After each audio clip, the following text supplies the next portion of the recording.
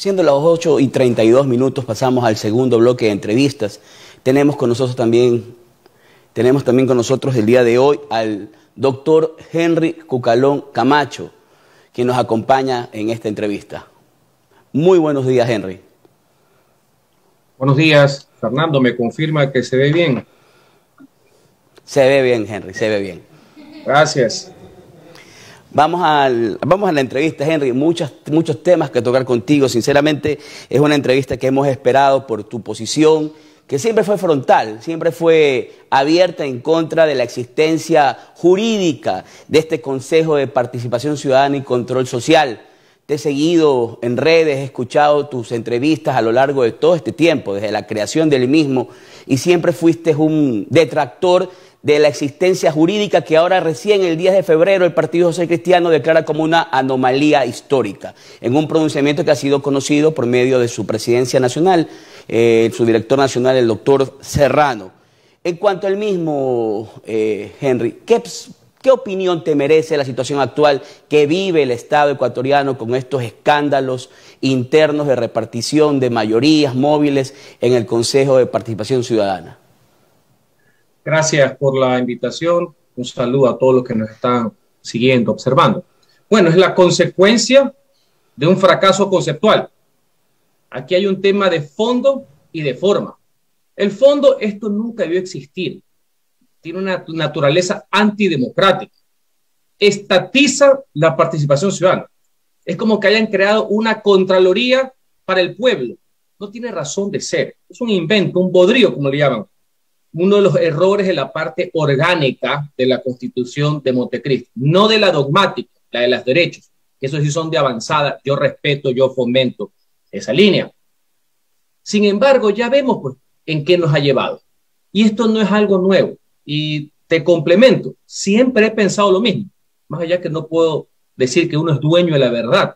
Todos estamos expuestos a cometer un error. Pero este tema lo he estudiado. Y hasta donde yo me acuerdo, y yo fui 8 años legislador, y representé y fue jefe del bloque social cristiano en el Congreso, esa siempre fue la posición del partido. Siempre.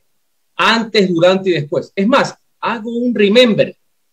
En el año 2021, ya a puertas de terminar, hubo 2 propuestas de cambio para el Consejo de Participación. Una nacida de la ciudadanía para eliminar vía reforma parcial, artículo 442 de la Constitución, con intervención de la Asamblea y posterior referéndum. El partido y la persona a quien te habla sostuvimos públicamente nuestra posición y perdimos la votación, porque así es la democracia. Y por las mismas, 2021, el proyecto de enmienda 441 de la Constitución para limitar sus funciones, dejarla como fomento de participación, lo cual jamás podrá ser algo malo, es algo positivo. También se perdió la votación en ese Congreso pasado. Entonces, siempre ha sido la misma. Eso yo quiero aclarar, por lo menos la mía y la del partido cuando estuvo bajo mi mando parlamentariamente hablando. Eso en el ámbito conceptual. En el ámbito privado, en el ámbito ya que estamos viendo ahorita, ¿qué puedes esperar? Es una caterva de impresentable.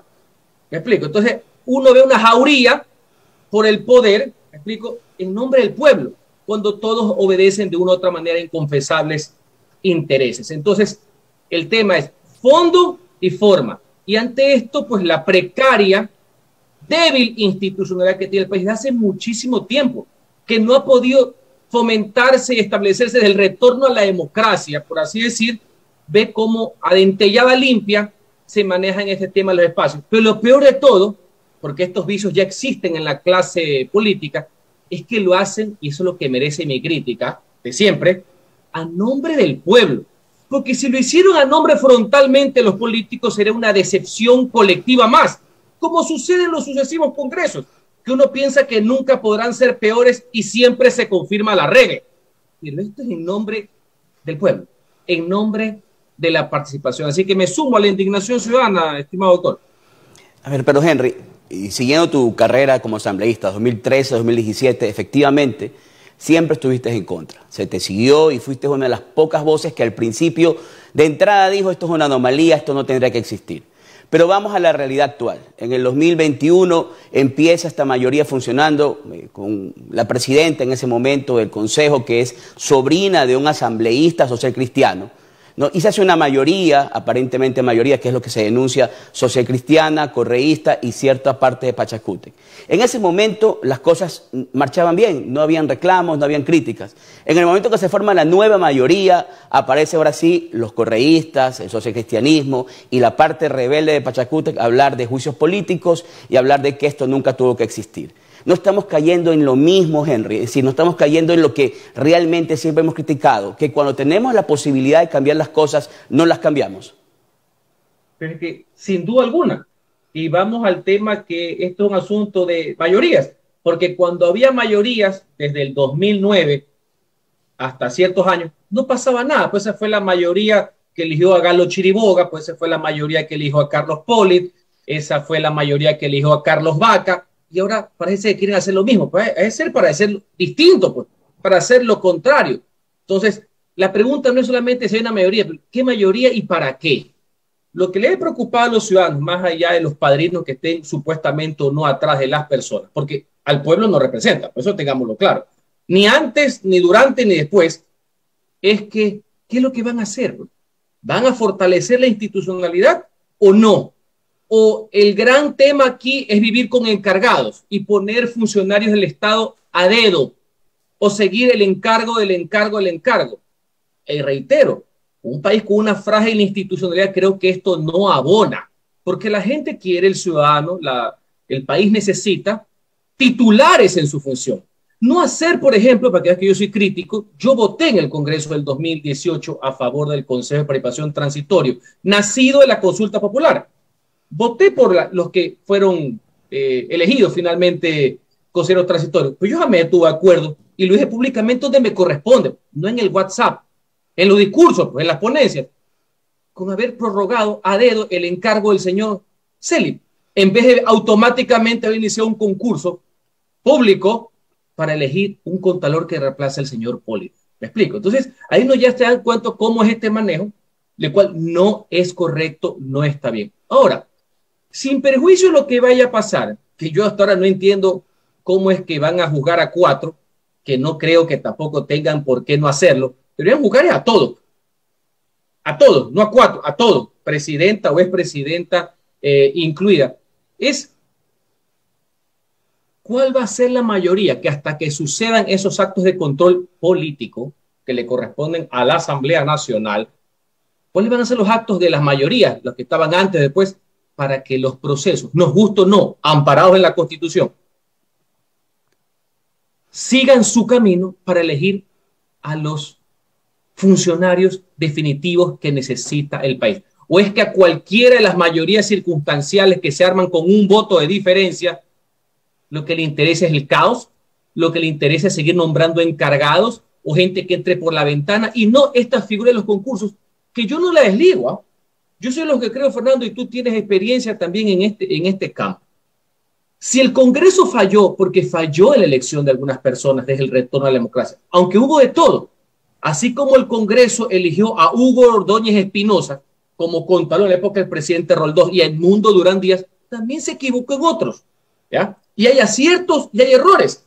Así como eligieron a Germán Carrión en la época de Borja como procurador del Estado, pero es un acierto. Hay de todo. ¿Me explico? Pero ¿cuál era la crítica que yo también recojo? Porque ahora estuve también de ese costado. Que antes tú enviabas una terna para superintendente, procurador, contralor, lo que sea, pero te que en 30 días no pasaba nada, habían mayorías políticas, sí, que terminaban confirmando. Lo que hay que incorporar es lo que sucede en casi todos los parlamentos del mundo.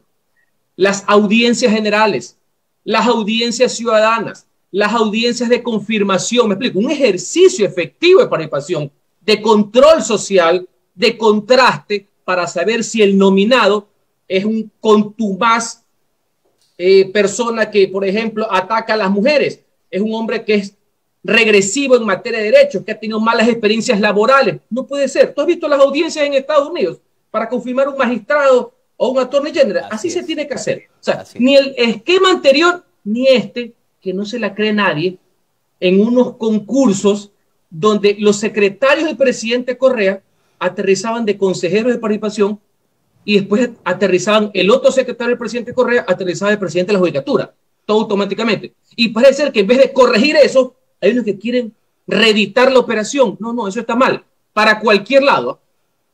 Henry, y hablando sobre el tema de la equidad, ¿no? Porque recojo tus palabras, juicios políticos a 4 y no a 3 no procederían. Si vamos a enjuiciar, enjuiciemos a los 7. Si vamos a valorar, valoremos a los 7. Esa es tu postura.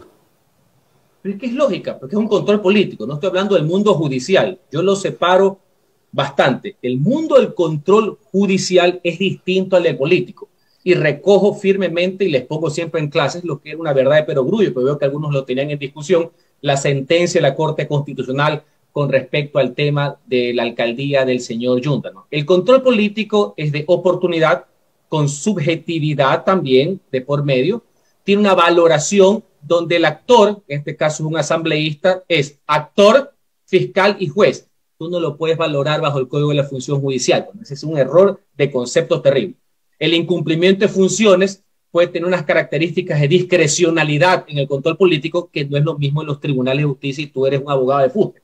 Así que pongámonos también claro. Para efectos de incumplimiento de funciones, ahí nadie tiene presentación, porque entre otras cosas nos están llevando a un caos institucionalizado de la institución que supuestamente en nombre del pueblo tiene que fomentar la institucionalidad. Henry, entre comillas, ¿no? Henry, entre las figuras que se nos mencionó cuando hubo todavía este acuerdo social cristiano apoyando la candidatura presidencial de Guillermo Lasso para la segunda vuelta, un nombre que sonó bastante y que fue del agrado de la provincia de Guayas fue el tuyo para gobernador. Era un nombre que se venía comentando, evidentemente creo, me imagino que eran conversaciones, parte de un cogobierno que era entendible por el apoyo social cristiano a la candidatura de Lasso. ¿Ves actualmente cómo estamos en la provincia del Guayas? Nos amanecemos el día de hoy con 2 personas colgadas en un puente en Durán y vemos cómo la delincuencia nos ha tomado y nos tiene rehenes a los habitantes de esta provincia, tu provincia, de la cual tú has sido asambleísta y has servido desde la legislatura. ¿Cuál es tu opinión del manejo en la provincia del Guayas en cuanto a la delincuencia por parte de las autoridades, comenzando desde la gobernación? Un déficit. Es un problema gravísimo. El Ecuador y la provincia del Guayas, y Guayaquil en particular, está sufriendo varias situaciones. Un incremento de la delincuencia, sí, que tiene muchos factores, Fernando. Crisis pospandemia, un tema de pobreza, un tema de impunidad, un tema de problemas sociales de por medio, que tiene un repunte. Y eso debe ser replegado, debe ser combatido con firmeza, con dureza, que no significa bajo ningún concepto ni violación ni nada.